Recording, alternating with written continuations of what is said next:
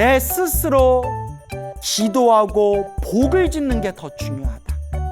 내 스스로 기도하고 복을 지으면서 평소에 염불 열심히 하시고 기도 열심히 하시고 수행 열심히 하시는 스님이 계시다면 그런 분들에게 만병통치로서 천도제를 지내는 게 아니라 그냥 내 복을 짓기 위해서, 내 선업을 닦기 위해서 그렇게 천도제를, 천도법회를 여는 것이다 라는 것을 우리 불자님들이 조금 명심하셨으면 좋겠어요.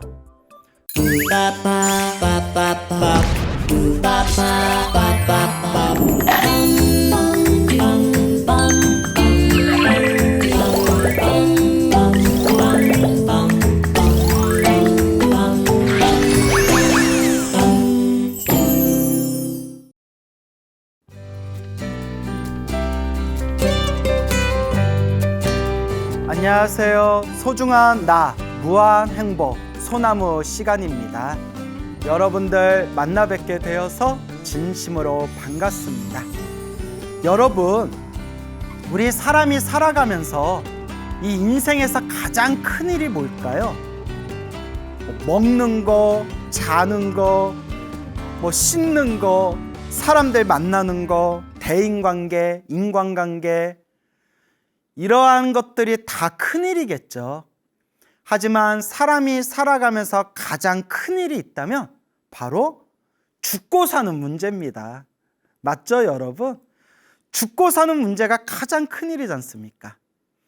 그런데 우리 불교에서는 사람이 죽으면 그걸로 끝나는 게 아니라고 합니다. 우리 중생이란 존재는 사람을 포함해서 살아있는 생명, 이 중생이란 존재는 끊임없이 업이라는 에너지를 만들어냅니다. 인간을 기준으로 했을 때 몸으로 업이라는 에너지를 만들고, 입으로 업이라는 에너지를 만들고, 생각으로 업이라는 에너지를 만듭니다. 그 내가 만든 업의 에너지가 좋은 일을 많이 했으면 선업이 되고, 나쁜 일을 많이 했으면 악업이 되고, 선업은 선업대로, 악업은 악업대로, 그 업의 에너지의 흐름대로 다음 생, 다다음 생 끊임없이 태어나고 죽음을 반복하면서 자기 업보를 자기가 받는다고 합니다. 그래서 자기가 지은 업보대로 태어나고 죽음을 반복하는 이 중생의 흐름을 윤회라고 부르게 되는 겁니다. 윤회. 이 윤회에서 벗어나서 완전한 자유인이 되려면 어떻게 해야 될까요? 모든 번뇌와 망상, 탐욕과 성냉과 어리석음이라는 번뇌망상을 완전히 소멸하면 우리는 생사윤회와 모든 업보에서 완전히 벗어나 영원한 자유인이 될 수 있다고 합니다. 근데 그거는 참 쉬운 일이 아니죠. 평생을 수행해도 이번 생 자기 마음 하나 조절하기도 힘든데 이번 생에 웬만큼의 노력으로는 자신의 번뇌와 망상을 다 소멸하기가 힘듭니다. 그래서 우리 거룩하신 부처님들께서 한 명의 중생이라도 놓치지 않고 이 윤회 세상에서 한 명의 중생이라도 구제하시기 위해서 부처님의 자비의 힘으로 만드신 그런 성불학교, 불국토의 세계가 바로 극락세계가 되는 겁니다.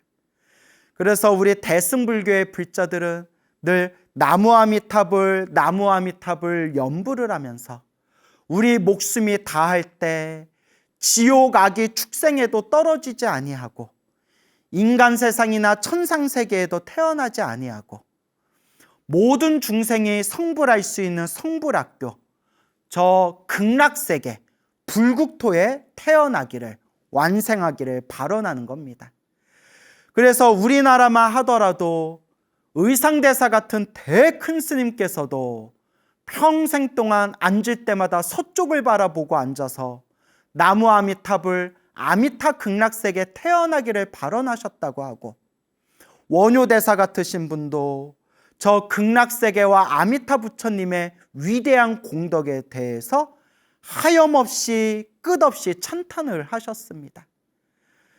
인도, 중국, 한국, 일본 할 것 없이 수많은 대선지식들께서 한결같이 아미타 부처님 극락세계, 모든 중생이 성불할 수 있는 이 성불학교를 다 함께 찬탄하셨다고 합니다.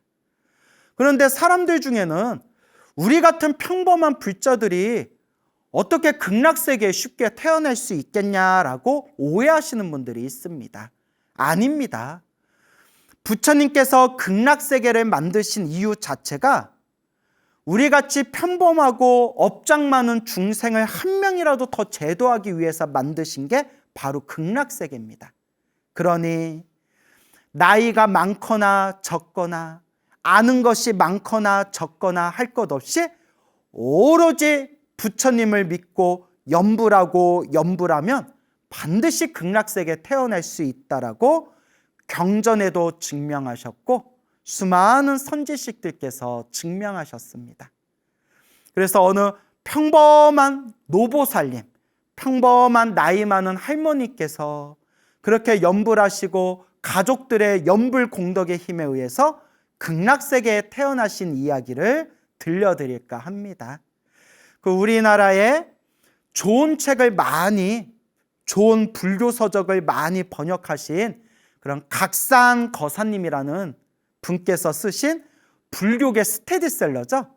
오대산 노스님 인과 이야기라는 그런 책에 나온 그런 이야기 중에 제가 여러분들께 그런 이야기 한 편을 소개해 드릴까 합니다. 내용이 좀 길어서 제가 좀 간략하게 몇 개 문장을 좀 빼서 좀 편집을 했음을 미리 알려드리는 바입니다. 그러면 각상 정원규 거사님이 번역하신 오대산 노스님 인가 이야기의 한 편을 여러분들과 함께 읽어보겠습니다.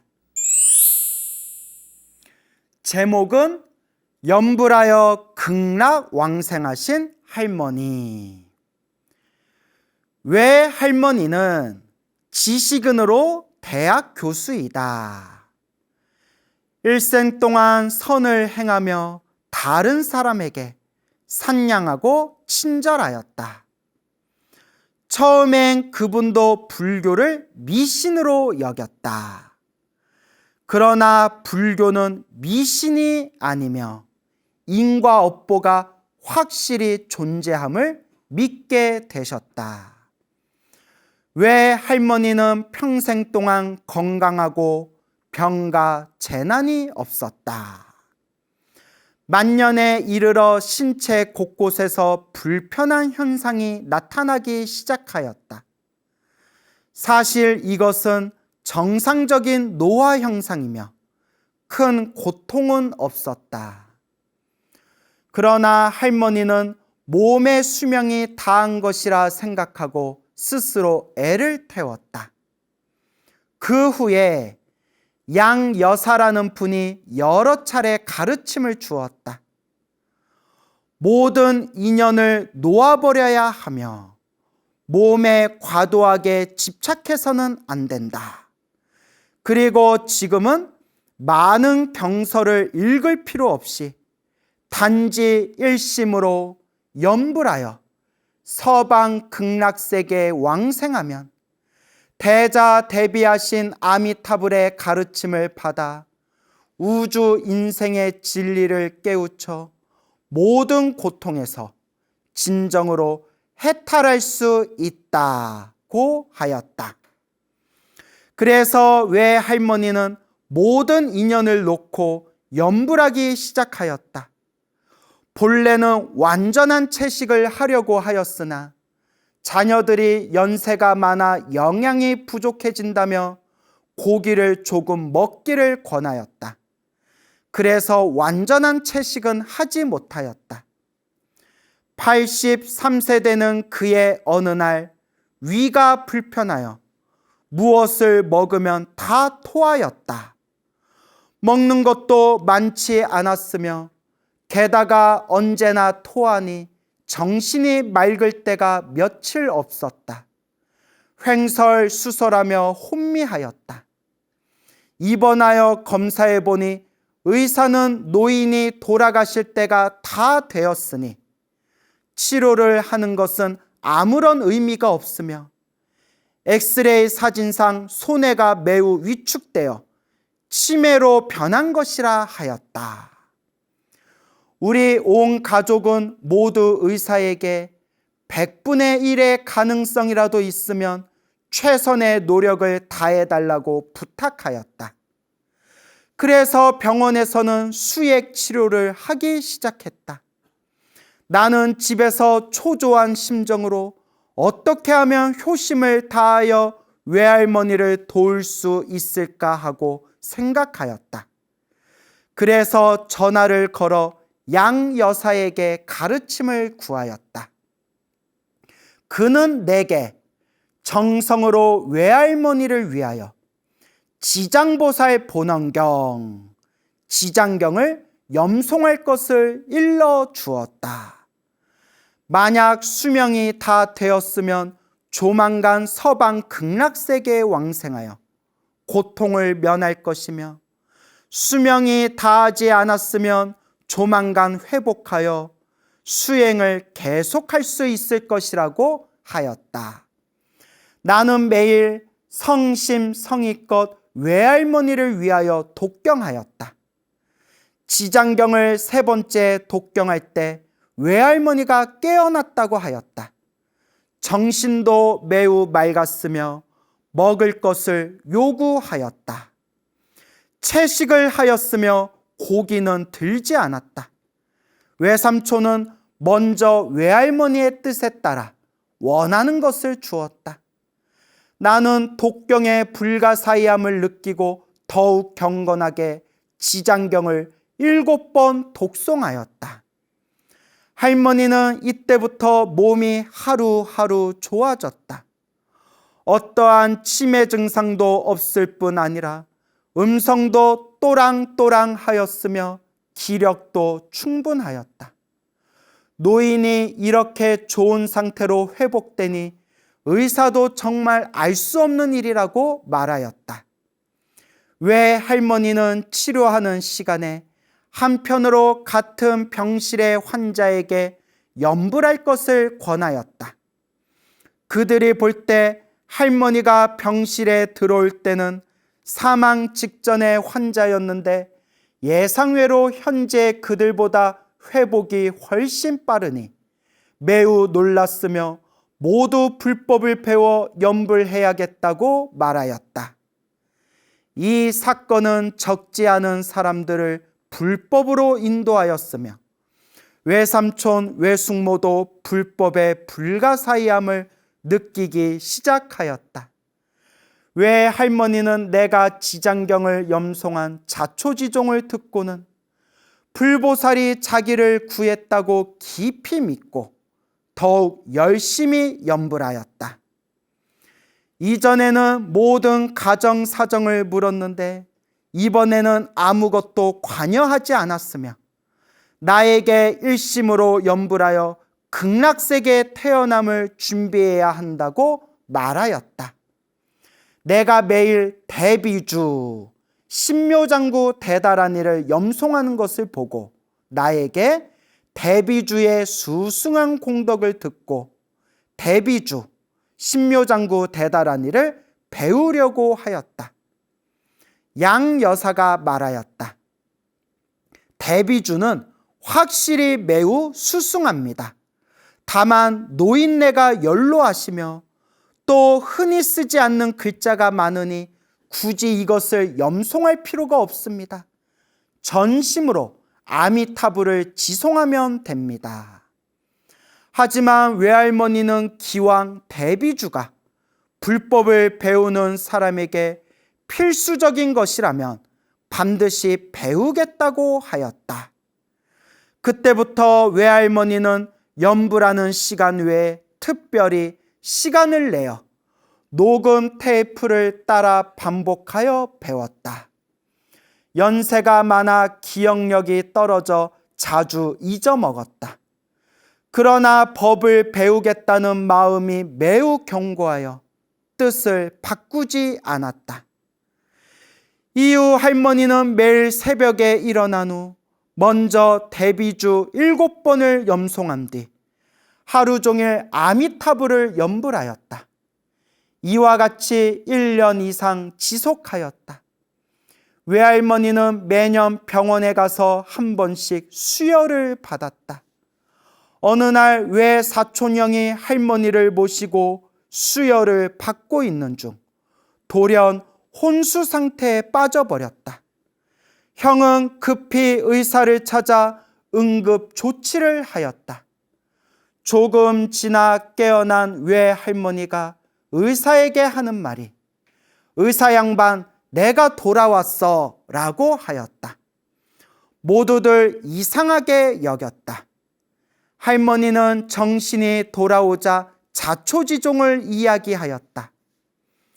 혼미해진 뒤 내가 매우 넓은 대로를 따라가는데 길 양옆에 많은 사람이 서서 소라를 불고 북을 치고 하는 것이 마치 나를 환영하는 것 같았으나 나에게 말을 하는 사람은 없었어.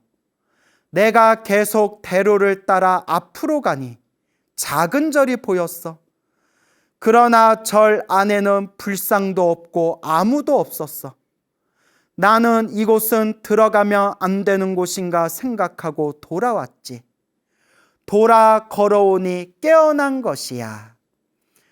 외할머니가 이야기를 마치자 병실의 환자들은 모두 놀랐다.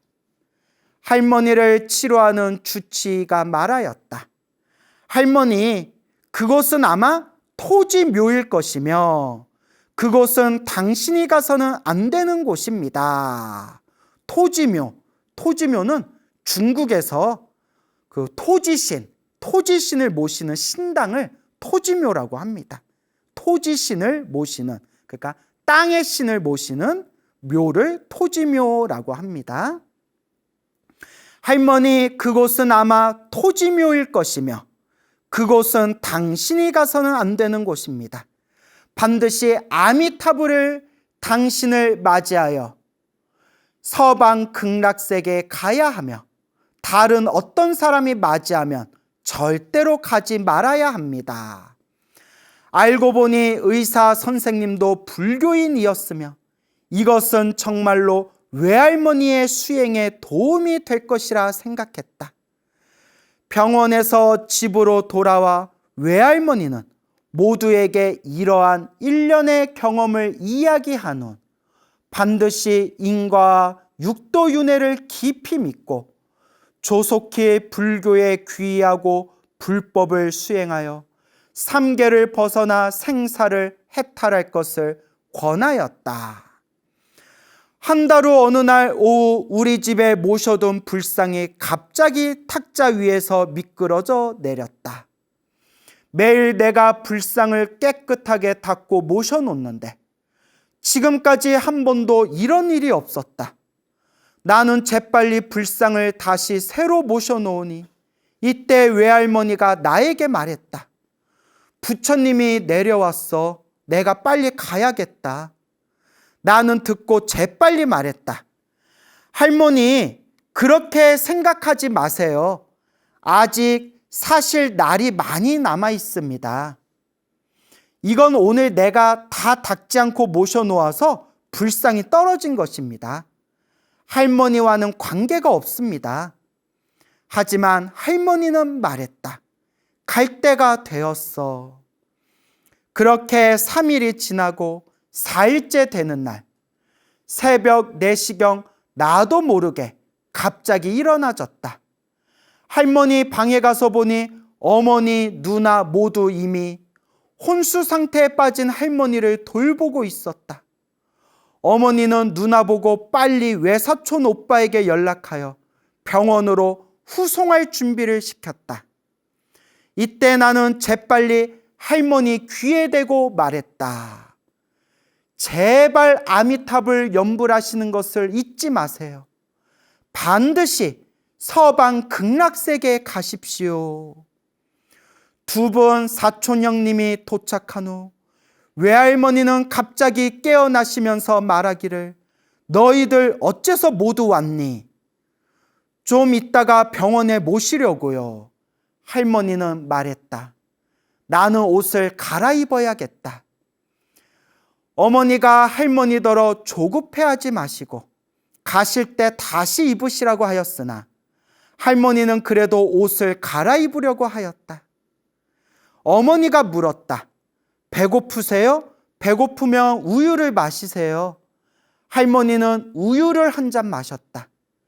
그리고는 침대 밑에 정리해둔 옷을 다 입은 후 갑자기 머리가 돌아가시면서 몸도 아래로 내려앉았다. 두 형은 급히 할머니를 침대로 모셨다. 어머니가 울기 시작하자 두 형은 울지 말아야 한다.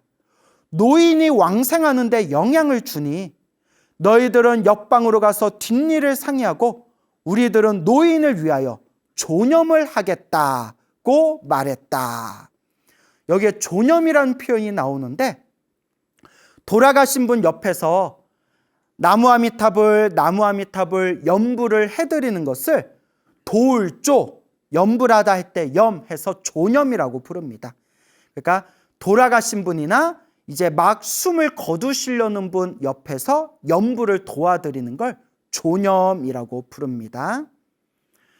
나와 누나는 바닥에 꿇어앉아 큰 소리로 염불하고 아울러 할머니 귀에 대고 큰 소리로 말하였다.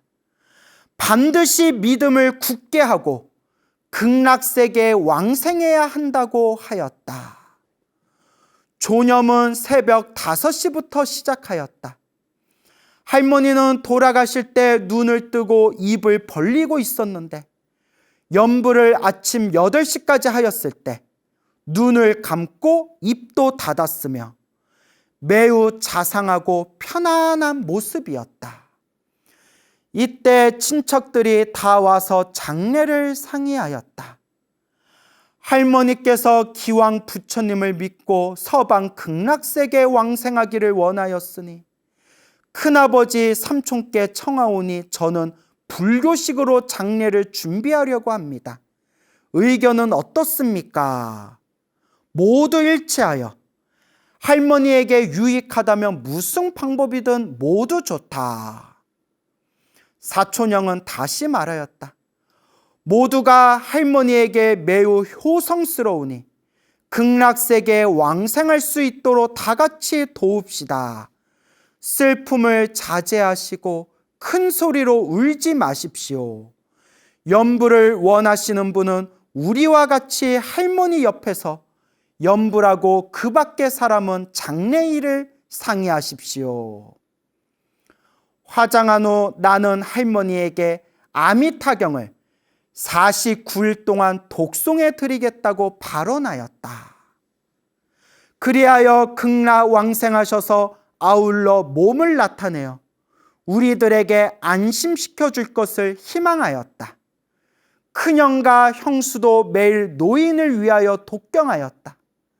독경한 지 사흘 후 사촌형이 전화를 걸어 나에게 알려주었다.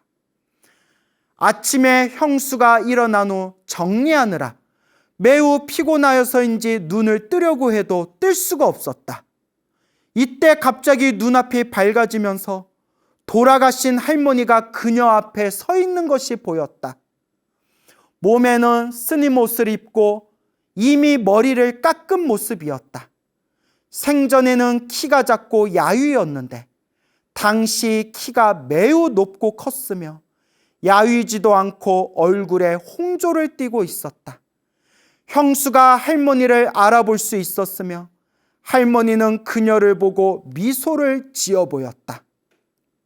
형수는 본래 노인의 정수리에 스님의 개받은 흔적을 보려고 했으나 노인의 머리에는 금빛이 빛나면서 눈이 부셔서 볼 수 없었으며 입을 열려고 해도 열리지 않았으며 상서로운 모습이 2~3분간 지속되다가 서서히 소멸되었다고 하였다. 나는 이 말을 듣고 매우 기뻤으며 염불심이 깊으면 소원이 반드시 이루어진다는 것을 느꼈다. 예, 여러분 잘 들어보셨습니까?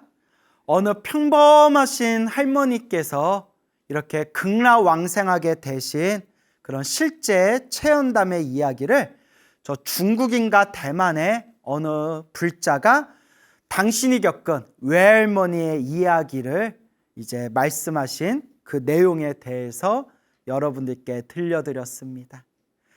이 부처님의 가르침은 머리와 지식으로는 다 헤아릴 수가 없습니다. 소위 논리적이고 합리적인 것으로 부처님의 가르침을 다 이해할 수가 없습니다.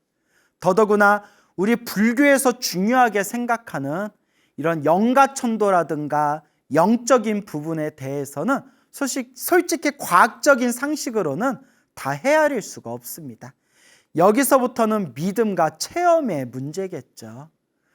이 외할머니가 처음에는 부처님의 가르침을 믿지 않고 불교는 미신이다라고 생각했던 그런 지식인이었지만 어떠한 사연을 겪으면서 이렇게 이제 부처님의 가르침을 믿고 그렇게 매일매일 나무 아미타불을 염불하고 그렇게 매일매일 대비주 신묘장구 대다라니를 독송하게 됩니다. 그러다가 외할머니가 깜빡 정신을 잃었을 때 그 토지묘, 토지신을 모셔놓은 토지묘에 가게 되었는데 만약 거기에 그냥 딱 앉아버렸으면 아마 다음 생에 토지신으로 태어났을 확률이 큽니다. 그래서 이렇게 중국이나 대만의 큰 스님들이 쓰신 그 법문집에 보면 불교를 수행하시는 수행자분들이 아직 불법의 힘이 약하거나 세상에 대한 미련이 남아있을 때, 세상에 대한 미련이 강하게 남아있을 때 그렇게 수행의 힘으로 그렇게 신적인 존재로 태어나게 되는데 그 토지신, 그 땅을 다스리는 토지신으로 태어나는 경우가 있더라라는 그런 내용을 제가 예전에 본 기억이 납니다. 그래서 토지신, 신이라고 하니까 우리가 높은 신처럼 여기겠지만 땅을 다스리는 토지신이 특별한 능력이 있는 신적인 존재지만 불교적인 눈에서 보면 또 그렇게 수준이 높은 신은 아니라고 합니다. 저 하늘의 신들, 저 하늘의 신들에 비하면 요 땅에 머무르고 있는 신들은 하계라고 부릅니다. 하계. 상계, 중계, 하계에서 하계에 들어가게 되는 겁니다. 그래서 그 외할머니께서 아직은 제 생각에 아직은 그 불법의 힘이 조금 약하고 그리고 세상에 대한 어떤 미련이나 그런 것이 있어서 이렇게 딱 정신을 잃었을 때 그 업식이, 업의 흐름이 자연스럽게 그 토지신의 토지묘로 그렇게 흘러간 것이 아닌가라는 생각이 듭니다. 하지만 평소에 나무 아미타불 극락세계에 왕생하기를 발언하면서 아미타불 염불한 힘이 있었기 때문에 토지신의 토지묘에 갔을 때 여기는 부처님을 모셔놓지 않고 있구나, 여기는 부처님이 없구나, 내가 있을 곳이 아니구나 라고 딱 판단하고 거기서 자연스럽게 나올 수 있었던 것이 아닌가 생각이 듭니다.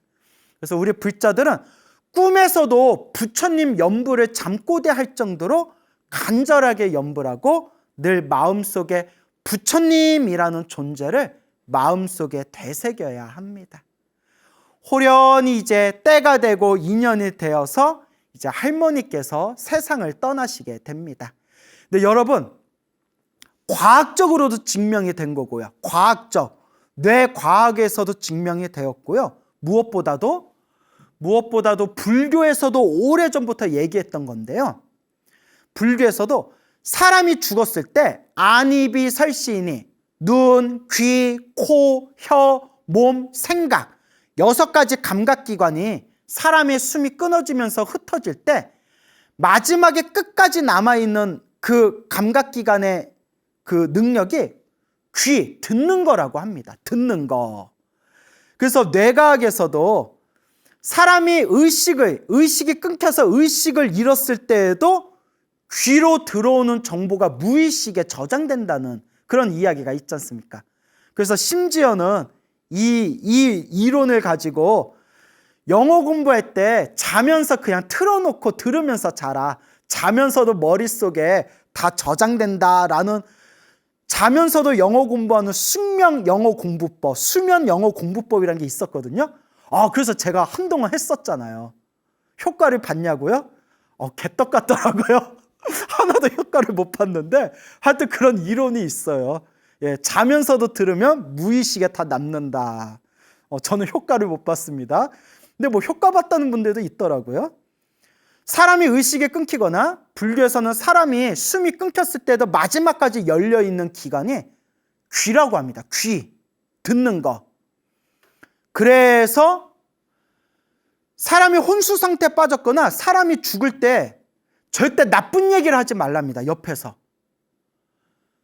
우리가 볼 때는 숨이 끊긴 것 같지만 귀는 열려 있다고 합니다. 그래서 또 우리 불교에서는 사람이 죽었을 때 옆에서 막 울지 말라고 합니다. 엄마, 아버지 하고 엉엉 하고 울지 말라고 합니다. 숨이 끊겼을 때 사랑하는 가족들이 막 슬퍼하면서 애끓는 심정으로 막 울부짖는 모습을 딱 들으면 영가가 마음이 흐트러져서 혹 딴 생각을 일으켜서 다음 생 안 좋은 곳으로 빠져들 수가 있답니다. 이런 이야기가 경전에도 나오고 큰 스님들 법문에도 많이 나옵니다. 그래서 여러분, 유교 문화는 사람이 돌아가시면, 어른이 돌아가시면 막 피눈물을 흘리듯이 우는 것을 예법으로 알지만, 그래서 우리가 곡을 한다 하죠. 곡. 아이고 아이고 이렇게 곡을 하죠. 이거는 유교 문화일 뿐이고, 불교에서는 사람이 죽으면 울지 말라고 합니다. 그 영가가 마음이 흐트러져서 오히려 안 좋은 영향을 미칠 수 있다. 그래서 불교에서는 늘 불자님들에게 강조하는 게, 사람이 죽으면 울 시간에 차라리 염불을 한번 더해줘라. 간절하게 염불을 더해줘라 라고 아주 간곡하게 신신당부하는 겁니다. 그러니까 불자 여러분, 아무리 슬퍼도 사람이 죽으면 막 이렇게 막 울부짖지 마세요. 오히려 영가한테 안 좋은 영향을 미친대요. 이게 부처님 경전 지장보살님 가르침이나 이런 곳에 이런 내용이 다 나옵니다.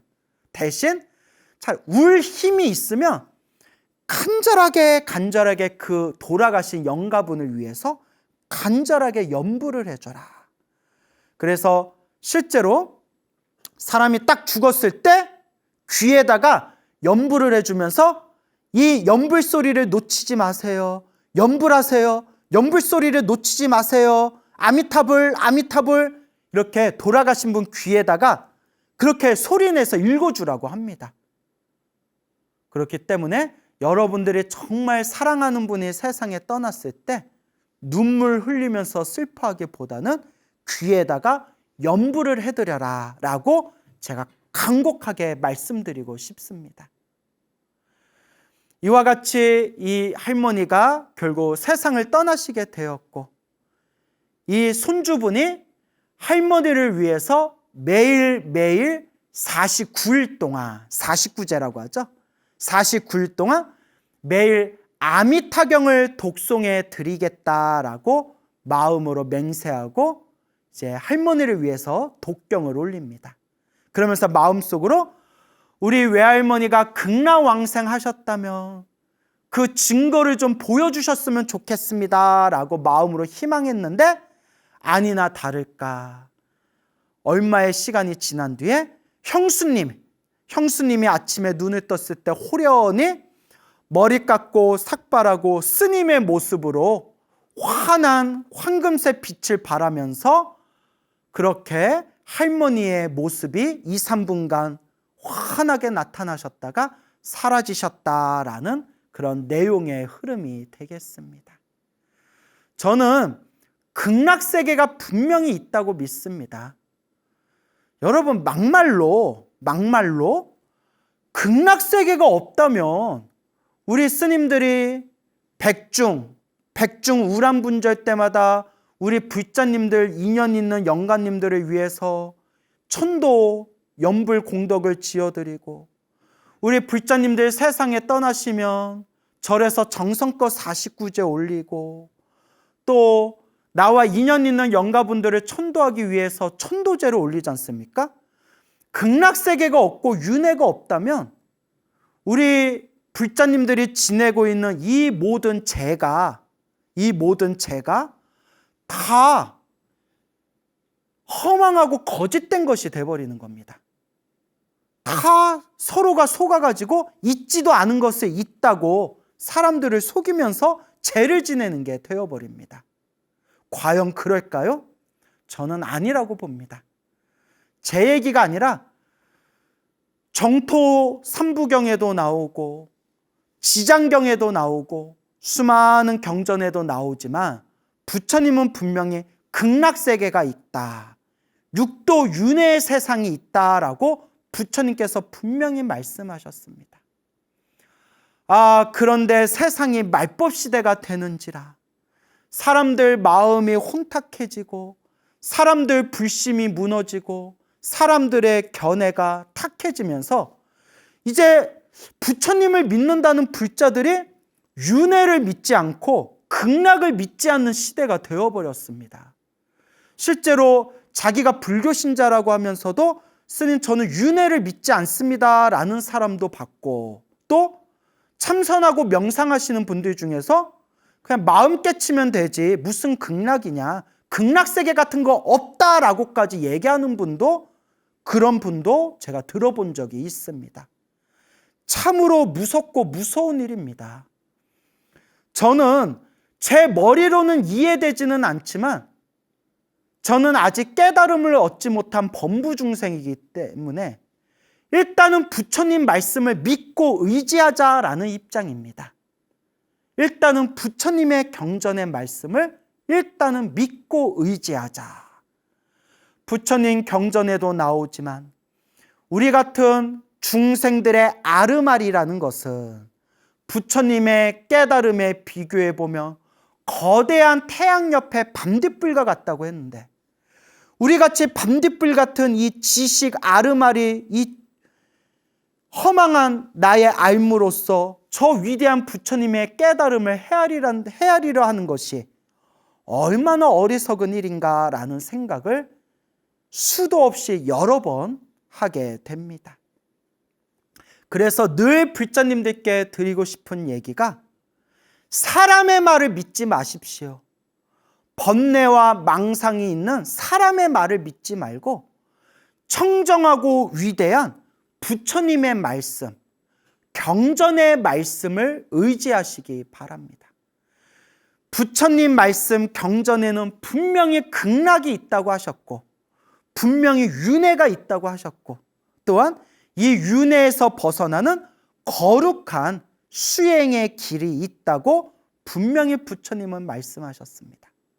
그리고 아미타경이나 무량수경 같은 그런 부처님의 경전에서 이 아미타 부처님 극락세계야말로 중생들을 성불시키는 최고의 성불학교, 바로 중생들이 성불할 수 있는 우주 최상의 불교대학교다라고 그렇게 우리 부처님께서 누누이 극락세계에 태어나라고 간곡하게 권유하셨습니다. 여러분, 우리 불자들이 부처님 말씀을 의지하지 않고 부처님 경전의 말씀을 믿지 않으면 도대체 무엇을 믿을 수 있겠습니까? 이 시대가 혼탁한 말법 시대인지라 부처님의 가르침을 올바로 이해하고 믿기가 참 힘든 시대입니다. 이럴 때일수록 우리는 사람에 의지하지 말고 법에 의지해야 됩니다. 부처님 말씀 경전에 의지하면 적어도 중간은 갈 수 있습니다. 하지만 부처님 말씀에 의지하지 않고 사람의 말에 의지하게 되면 10중 8구는 어긋난 길로 떨어지게 됩니다. 그러니 진정한 불자라면 부처님의 말씀, 경전의 말씀을 늘 읽고 외우고 되새기고 사경하면서 부처님 말씀의 10분지 1, 1000분지 1, 만분지 1이라도 따라 행할 수 있도록 노력해야 할 것입니다. 그래서 우리 수많은 우리 연불하시는 불자님들께서 극락세계 왕생을 마음의 발원으로 세우시고 연불하고 연불하셔서 저 성불학교 극락세계 왕생하시기를 축원드리는 바입니다. 우리 중생들은 다 자기가 지은 업보대로 살아간다고 합니다. 그래서 부처님께서 팔만대장경에서 누누이 말씀하시기를 선업, 착한 업을 지어야 된다, 공덕을 닦아야 된다라고 늘 말씀하셨습니다. 우리 불교는 깨달음의 종교입니다. 그리고 깨달음을 얻으려면 지혜를 닦아야 됩니다. 그런데 지혜를 닦는 것도 복이 있어야 된다고 합니다. 경전에서 부처님이 그리고 수많은 수행자 분들께서 분명히 하신 말씀입니다. 복이 있어야 지혜도 닦을 수 있고 깨달음도 얻을 수 있다. 그래서 우리가 지은 업의 인연대로 우리는 이 세상에 6가지 이 세상에 윤회를 하게 됩니다. 그 6가지 세상에 윤회를 하는 것을 육도 윤회라고 부르게 됩니다. 육도, 지옥, 악귀, 축생, 이걸 사막도라고 부릅니다. 아슈라, 인간, 천상. 지옥, 악귀, 축생, 아슈라, 인간, 천상 세계를 자기가 지은 업보대로 돌고 돌게 됩니다.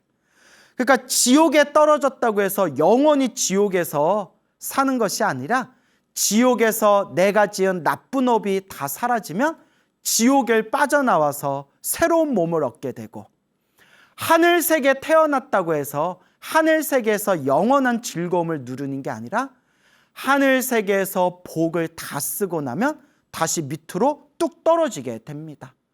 그래서 우리 중생은 자기가 지은 업보대로 이 지옥, 악귀, 축생, 아슈라, 인간, 천상 세계를 돌고 돌면서 윤회를 하게 됩니다.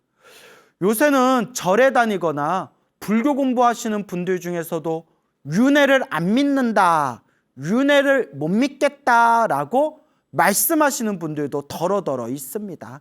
뭐 어쩌겠습니까? 믿고 안 믿고는 본인의 몫이죠. 사실 불교가 굉장히 쿨한 종교입니다. 그래서 뭐 안 믿어 해도 뭐 그러려니 하고, 믿어 하면 아이고 뭐 착하다, 부처님 말씀을 잘 믿는구나, 뭐 그냥 그러는 거죠. 하지만 이 윤회의 세상에 대해서 부처님께서는 초기 경전에서 대승경전에 이르기까지 팔만대장경에서 항상 이 중생의 윤회의 흐름에 대해서 늘 말씀하셨습니다.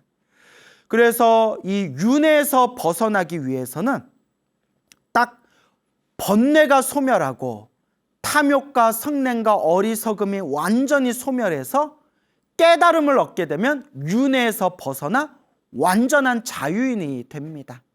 그래서 우리가 윤회에서 벗어나고자 한다면 깨달음을 얻어서 번뇌와 망상, 탐욕과 성냄과 어리석음이 완전히 사라져야 합니다.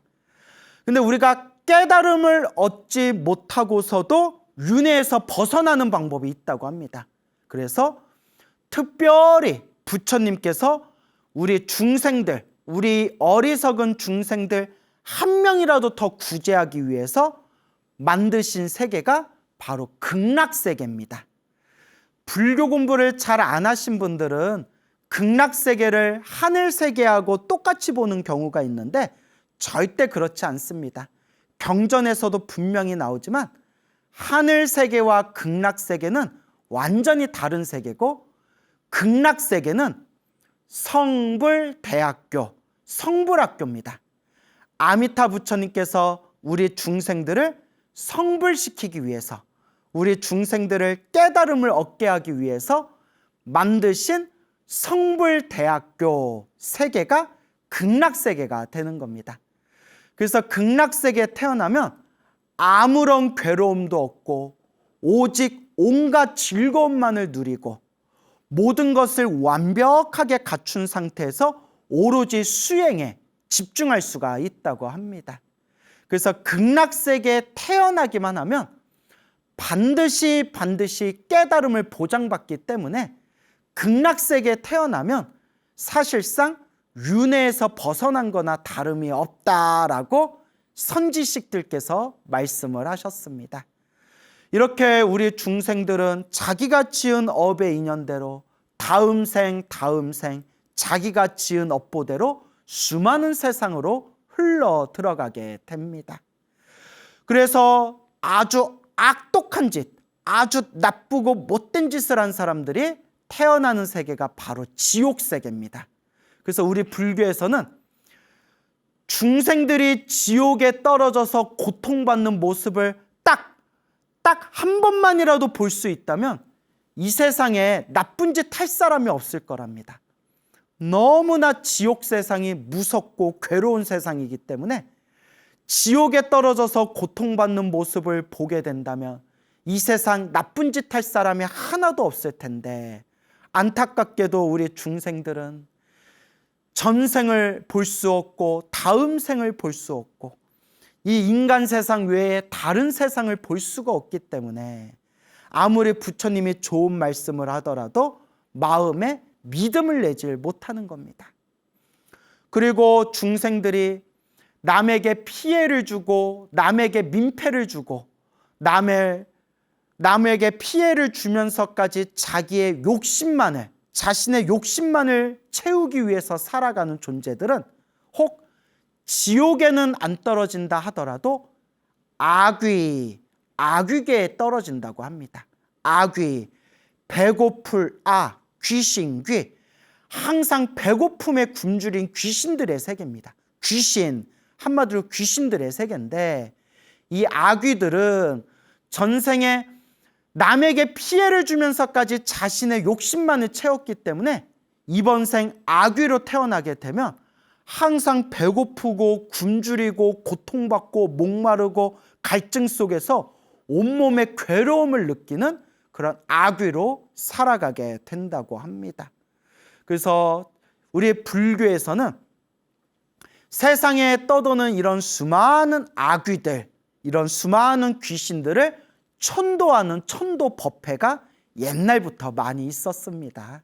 그러니까 살아있는 사람들에게는 법문을 설해줌으로써 사람들이 깨달음의 길을 갈 수 있도록 사람들을 구제하고, 또 눈에 보이지 않는 영적인 존재들까지도, 그런 떠돌고 있는 배고픈 귀신들조차도 다 부처님의 깨달음의 빛 속으로 구제하기 위해서 그런 보이지 않는 존재들을 위해서 또 그런 천도제 같은 천도법회가 불교에서는 많이 활성화가 된 겁니다. 그래서 언젠가부터 천도제라는 게 사람들을 막 속이고 막 돈을 뜯어내기 위한 무슨 제사 같은 그런 걸로 악질적으로 그런 패당 같은 게 생겨난 부분도 있지만, 우리가 부처님의 가르침을 올바르게 공부하면서 경전을 보면 천도제라는 것 자체가 원래는 굉장히 좋은 의미입니다. 굉장히 좋은 의미로서 나와 인연 있는 영가들을 좋은 곳으로 모시고, 또 나와 인연이 있건 인연이 없건, 주인이 있건 주인이 없건 외롭게 떠들고 있는 모든 귀신들, 모든 영적인 존재들조차도 모두 구제한다라는 사실상 좋은 의미를 담고 있는 게 사실은 천도제, 천도법회가 되는 겁니다. 그렇기 때문에 항상 우리가 부처님의 경전을 공부하면서 부처님이 말씀해 주신 그 가르침을 올바로 이해하도록 노력해야 되고, 부처님의 가르침을 올바로 이해하지 못한 상태에서 어리석은 생각으로 조상 제사를 지낸다든가 귀신들 제사를 지내게 되면 천도제의 진정한 좋은 의미가 오히려 변색되고 오히려 잘못 전해질 수가 있다라는 것도 우리 불자분들이 경계해야 할 것입니다. 이렇게 이런 수많은 악귀들이 막 떠들고 있다고 불교에서는 이야기를 하고 있는데요. 그 아귀로 태어난 것도 자기가 지은 업보죠. 자기가 지은 업보죠. 그래서 2600여 년 전 서가모니 부처님 당시에 신통제일 목건련 존자가 계셨습니다. 목건련, 우리는 줄여서 목련존자라고 부릅니다. 목련존자. 목련존자께서 어느 날 길을 걷고 계시는데 저기에 500마리의 아귀들이 득실득실 모여 있는 겁니다. 그때 목련존자께서 바리떼를 들고 탁발을 하기 위해서 길을 지나갈 때 그 500마리의 아귀들이 야, 저기 부처님의 수제자 목련존자가 지나가신다. 부처님의 신통제일 제자 목련존자가 지나가신다. 저분에게 부탁해서 우리를 구제해달라고 청을 올리자. 500마리의 아귀들이 갑자기 우르르르 목련존자 앞에 짠 하고 나타납니다. 우리 같으면 그 500명의 귀신들이 내 앞에 딱 나타나면 와, 우리 같으면 심장마비로 쓰러졌을 거예요. 에그머니나 하고 이제 쓰러졌을 거예요.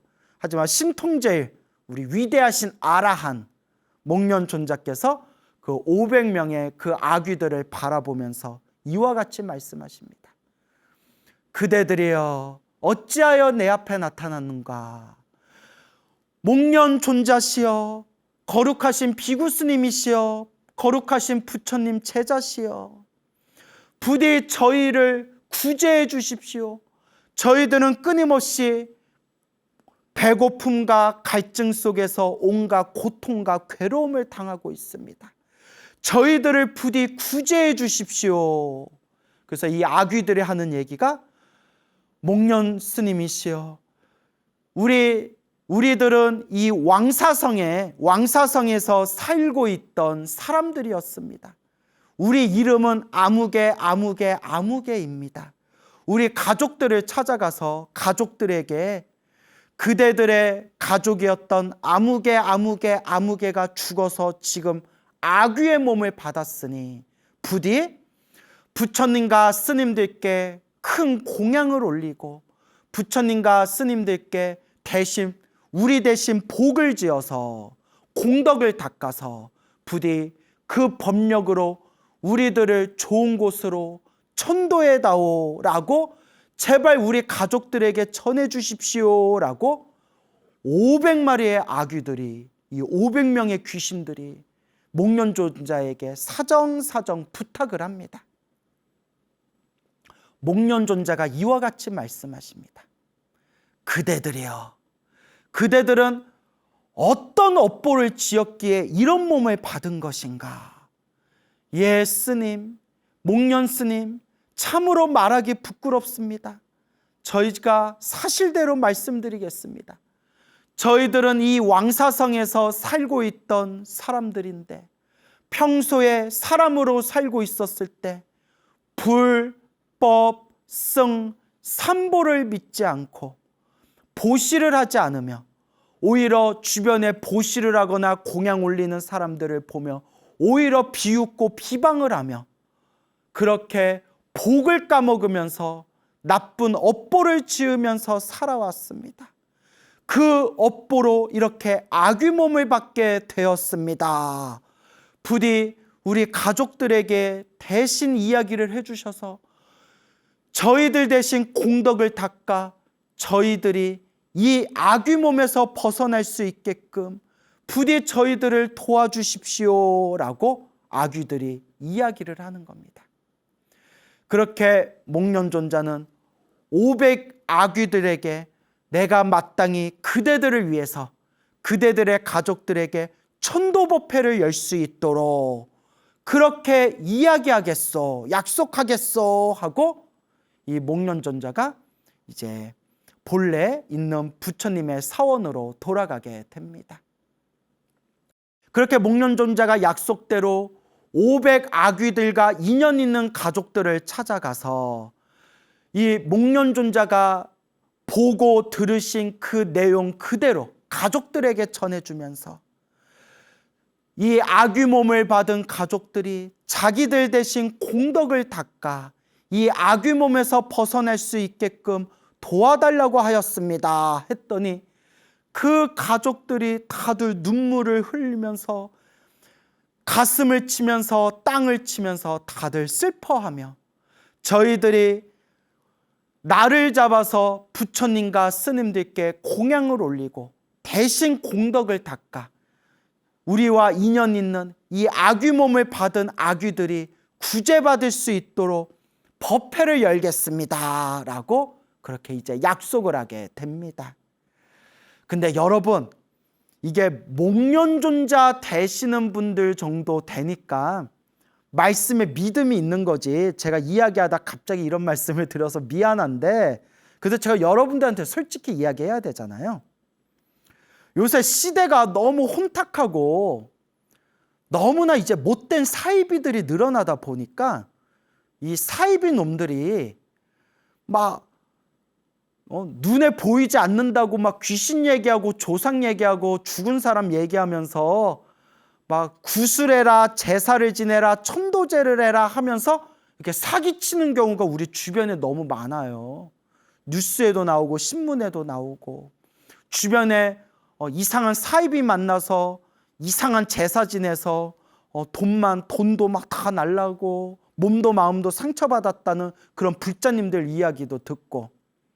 그래서 여러분, 제가 소나무를 통해서 여러 번 말씀드렸지만 천도제는 공덕이 있기는 있어요. 지장경에도 나오잖아요.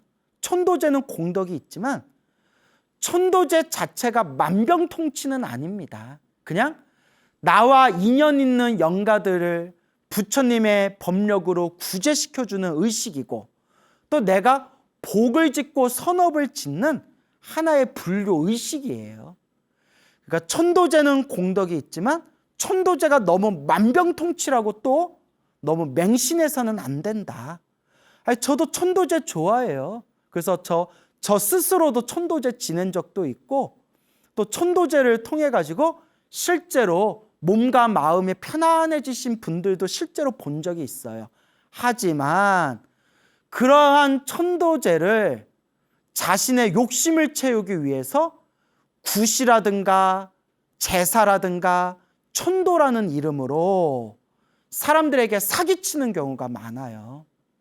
그래서 제가 늘 불자님께 드리는 이야기가 천도제보다 더 중요한 게 있다.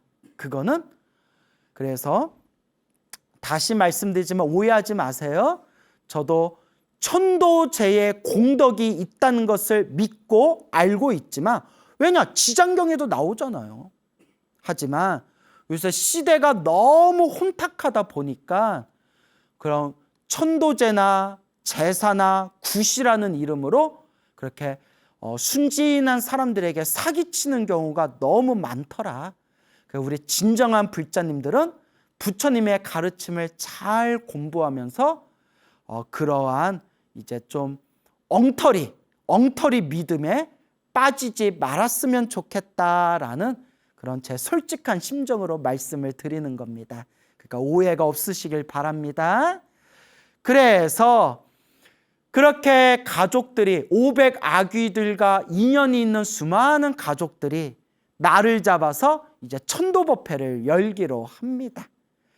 그래서 이제 날짜가 딱 잡혀지고 이 목련존자가 500아귀들에게 자, 천도법회 날짜가 잡혔으니 그날에 모두 참석하십시오 라고 말해주려고 당신의 신통력으로 세상을 비춰보면서 500아귀들을 찾았는데, 이 500의 아귀들을 아무리 샅샅이 찾아봐도, 이 삼천대천세계 이 우주를 아무리 찾아봐도 500아귀를 찾을 수가 없었대요. 이상하다 해서 석가모니 부처님을 찾아갑니다. 부처님, 500아귀들을 천도법회에 초청하기 위해서 500아귀들을 제 신통의 눈으로, 제 신통력으로 살펴보고 있는데 아무리 살펴봐도 보이지가 않습니다. 그때 부처님께서 이렇게 이야기하십니다. 목련이여, 그 500의 아귀들은 업, 업풍에 휩쓸려서 업풍, 업의 바람, 자기가 지은 업보의 바람, 업풍에 휩쓸려서 지금 다른 곳으로 갔으니 아라한의 신통력으로라도 그 500아귀가 있는 것을 다 볼 수가 없다라고 딱 말씀하시는 거예요. 그래서 우리가 아라한은 번뇌와 망상이 소멸한 거룩한 성자지만 이 거룩한 성자인 아라한들도 부처님과 비교해 봤을 때는 어린아이와 같대요. 그 능력이.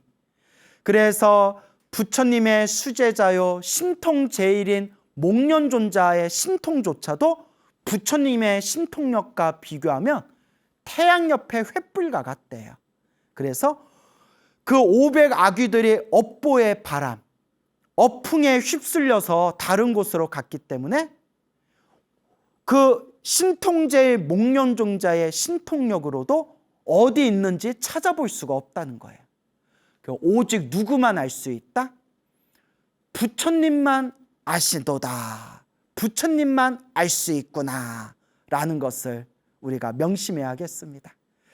그래서 드디어 천도법회가 열리고 그 수많은 가족들이 부처님과 수많은 비구 스님들을 모신 뒤에 그 부처님과 수많은 비구 스님들에게 정성껏 만든 공양을 올린 뒤에 그 인연 있는 500아귀들을 대신해서 그 가족들이 대신 공덕을 짓게 됩니다.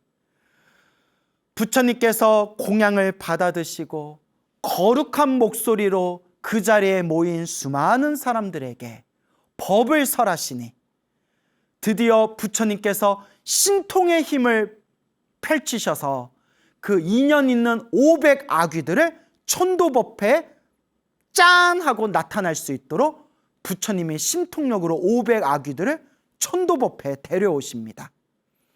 500아귀들이 천도법회에 딱 모습을 드러냈는데, 자, 중요한 게요, 일반 중생들은 평상시에 귀신들을 볼 수가 없대요.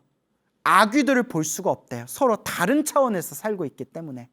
그러니까 여러분, 귀신을 자꾸 보는 게 좋은 게 아니에요. 예, 우리 큰 스님들도 말씀하셨지만 그 귀신 보는 게 자꾸 좋은 게 아니다.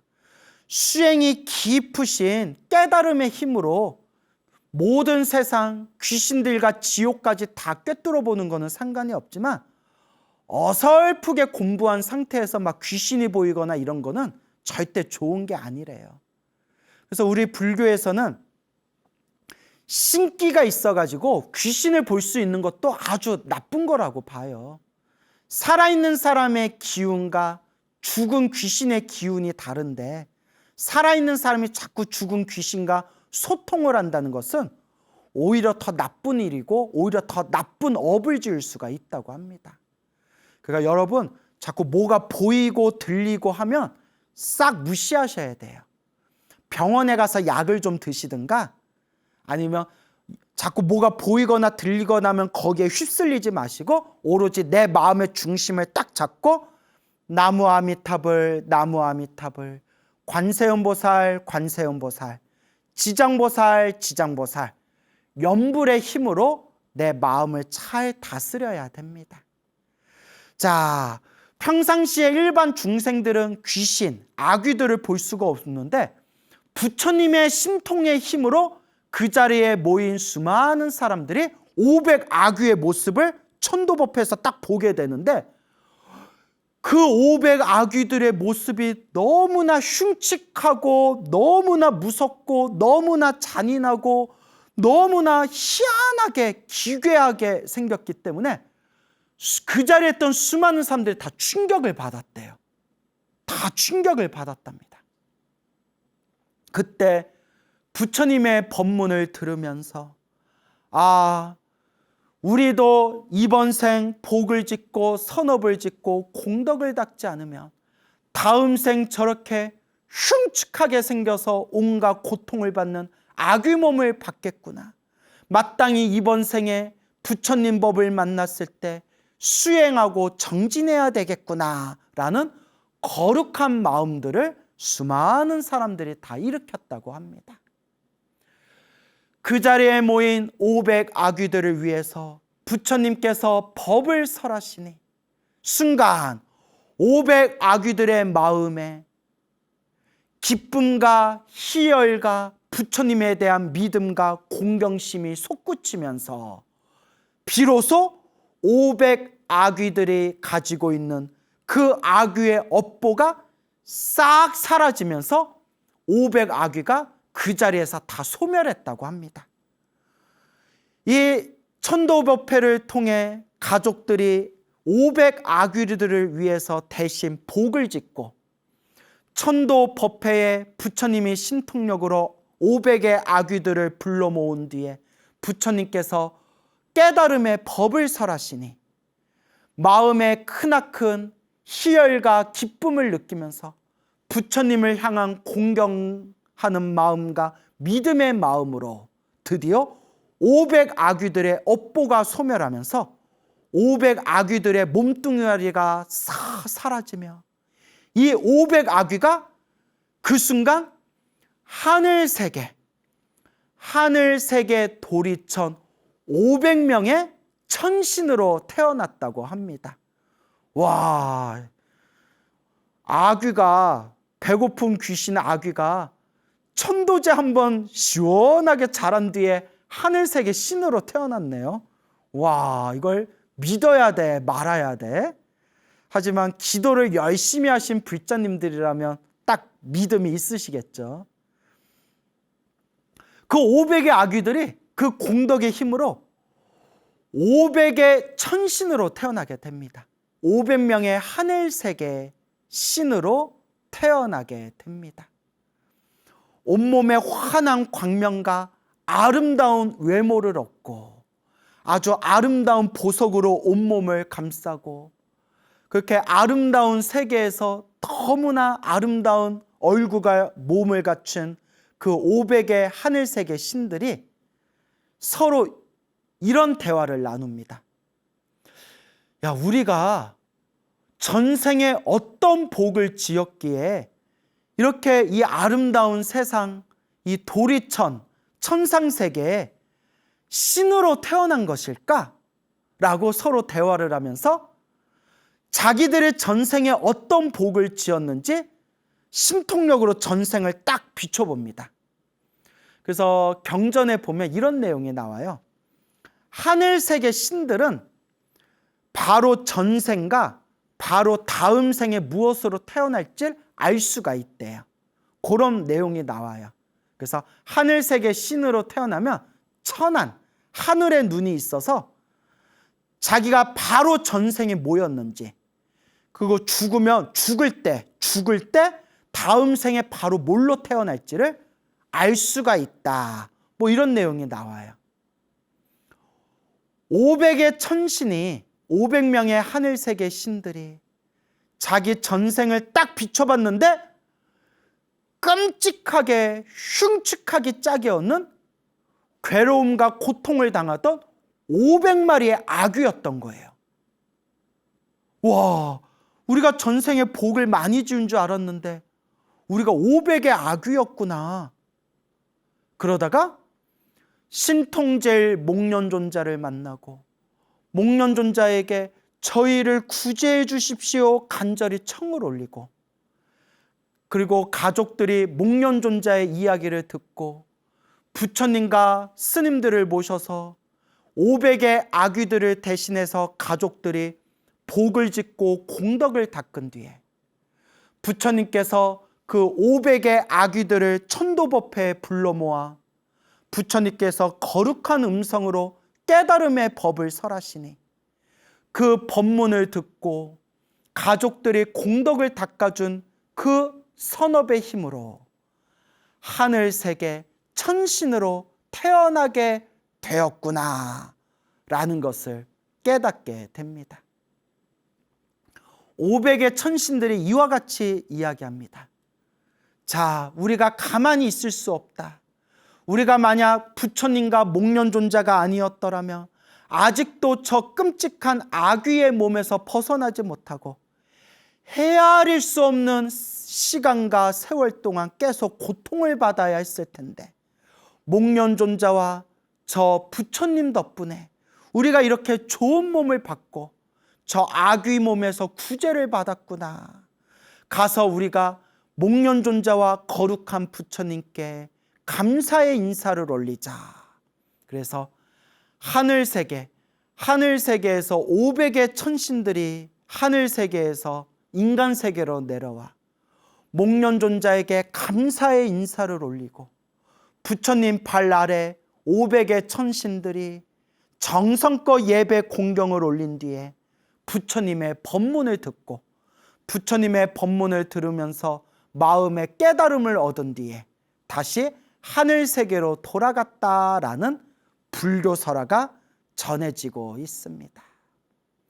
그리고 부처님께서 이와 같이 말씀하십니다. 비구들이여, 비구들이여, 불자들이여, 저 하늘세계로 올라가는, 저 하늘세계로 돌아가는 저 500의 천신들이 보이느냐? 저 500의 천신들이 사실은 과거 전생 500의 아귀들이었느니라. 이와 같이 복과 선업과 공덕을 닦고 부처님의 법문을 들었기 때문에 500 아귀의 몸을 벗어나 500의 아름다운 천신의 몸으로 다시 태어나게 된 것이니라 라고 부처님께서 말씀하십니다. 여러분, 그래서 우리가 항상 복을 지어야 돼요. 항상 선업을 짓고 항상 공덕을 닦으려고 노력해야 돼요. 그리고 자꾸 부처님 법문을 듣고 부처님 가르침을 공부하도록 노력해야 됩니다. 지금 이 시대를 말법 시대라고 해요. 부처님의 법이 점점 쇠퇴하는 시대를 말법 시대라고 해요. 그런데 지금이 말법 시대일 수는 있지만 오히려 옛날보다 지금이 부처님 가르침 공부하기 더 좋은 시대예요. 옛날 우리 큰 스님들, 우리 불자님들은 공부하고 싶어도 책을 구할 수가 없어서 공부를 못했대요. 지금은 큰 스님이 되신 어느 노스님이 계시는데, 그 노스님께서 몇십 년 전에 당신이 절에 들어가서 공부를 하려고 하는데 천수경부터 외워라 하시더래요. 천수경 책이 없어가지고 천수경을 가지고 계신 스님한테 책을 빌려서 노트에다가 천수경을 밤에 호롱불 하나 켜놓고 노트에다가 공책에다가 천수경을 베꼈었대요. 그 노트, 그 종이도 구하기가 그렇게 힘들었대요, 옛날에. 그러니까 옛날 어른들 이런 말씀 하시잖아요. 우리 때는 공책이 없고 연필이 없어가지고 학교 다닐 때 우리는 필기도 제대로 못했다. 옛날 시골에 사시던 분들은 그런 얘기 직접 하신 거 제가 들었어요. 그리고 공부를 하고 싶어도, 부처님 가르침을 공부하고 싶어도 이렇게 법문해주고 강의해 주시는 분들을 찾기가 그렇게 어려웠대요. 근데 지금 보세요. 지금 지방마다 웬만한 사찰에는 다 불교대학이 있어요.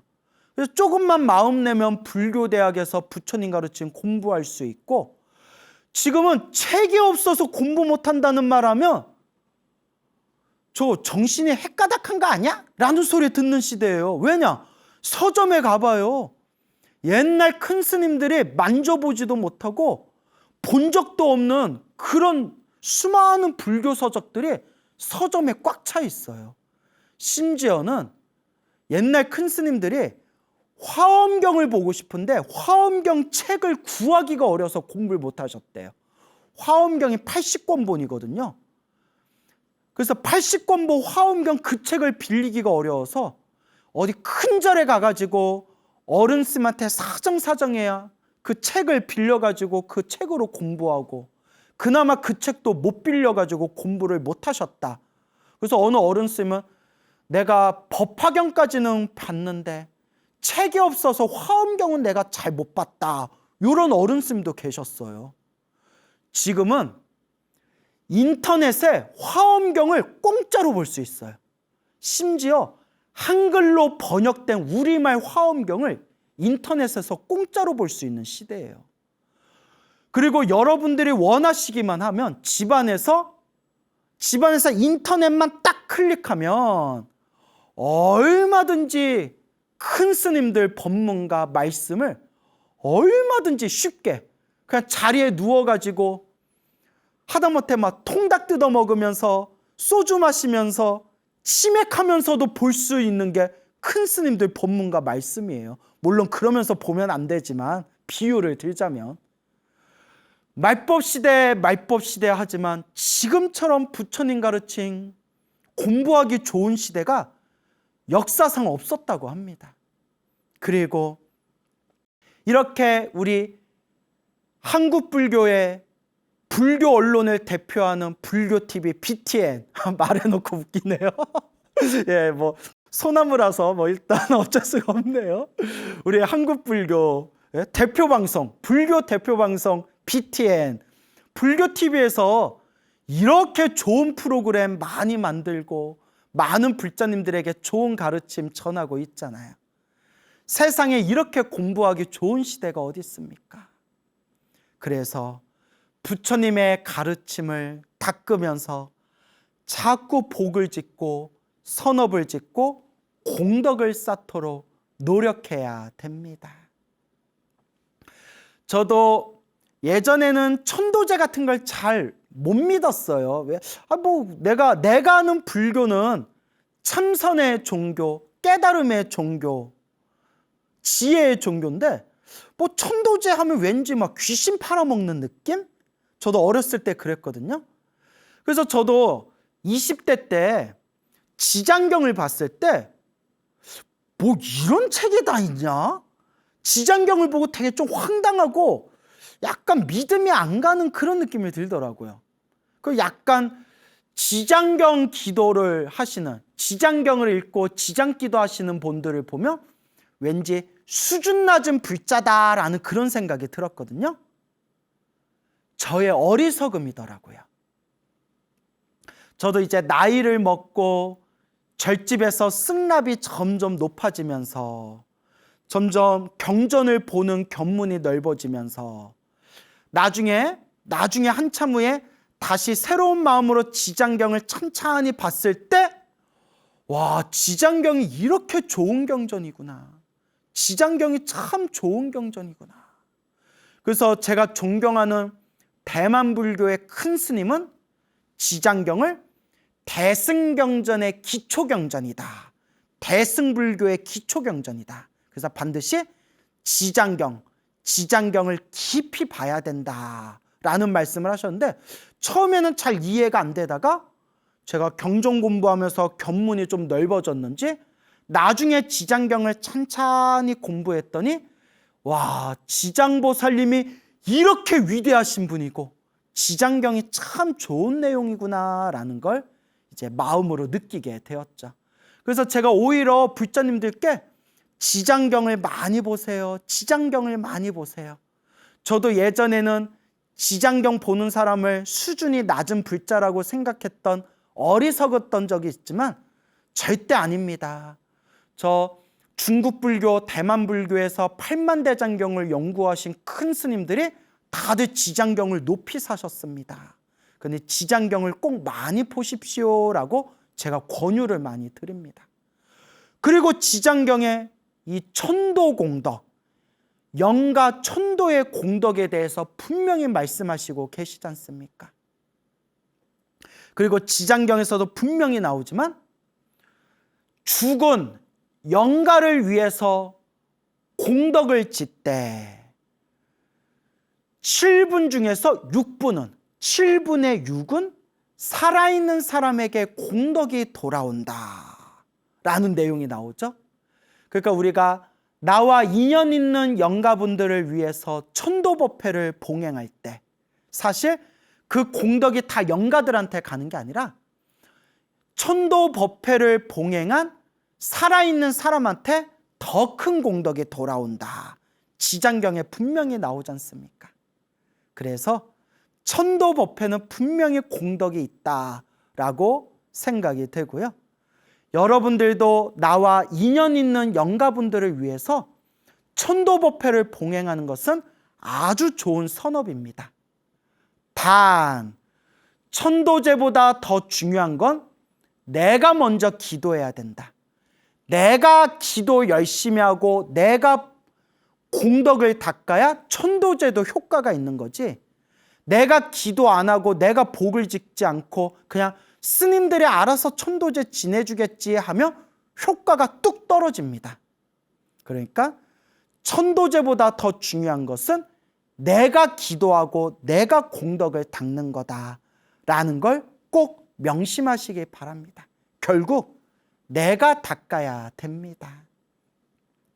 오늘 목련존자께서 500아귀를 만나 부처님과 인연을 맺게 하여 부처님의 법력으로 500아귀들이 하늘세계 도리천 500명의 천신으로 하늘신으로 태어난 이야기를 들려드렸습니다. 이것도 결국 다 인과법이고 인연법입니다.